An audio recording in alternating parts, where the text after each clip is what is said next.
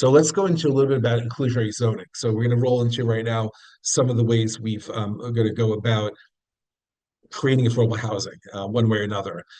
So inclusionary zoning is municipal policies which require or incentivize developers to include affordable housing units in new residential projects. In New Jersey, we have batch groups where you go ahead and start coming up with your plan over a period of years in which to increase affordable housing. Now, keep in mind, at least in New Jersey, that the municipalities themselves are responsible for building affordable housing directly, but they're supposed to create a reasonable likelihood that housing could be built by private actors. So individual developers, conglomerates to come in and build. The purpose is to create socioeconomic diversity and address, of course, the critical housing shortages that we find in New Jersey and across America.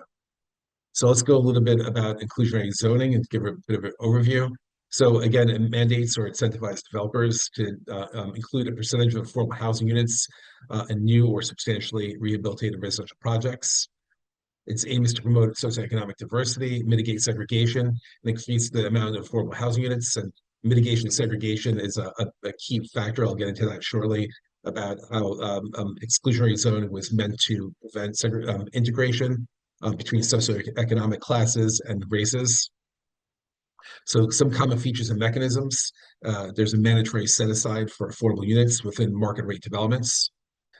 Developer incentives. The idea is you give the developers a reason to build it. If you go ahead and start requiring developers to do set-asides, which in New Jersey and across America has been found constitutionally sound, you put a chilling effect on people that start building. So ideally, you give a reason to build and the like. So often they'll do is density bonuses. We'll go into this a little more differently. Expediting permitting and fee waivers. Expediting permitting, as you know, when you are in land use development and you're building homes, the quicker you can put something to market and sell it, the more money you make because you have less carrying costs. Practical implications, impacts, and considerations. The idea is to encourage balanced mixed income communities, increase overall affordable housing stock.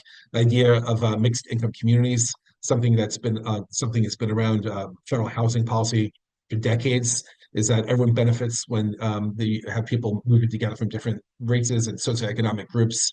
The idea being that when you have some of the wealthy people with some people who've only been in kind of grinding generational poverty, is that you take some of the civic leadership qualities that some people in the middle and upper class may have and kind of transfer and share that with some people who have been generationally disadvantaged.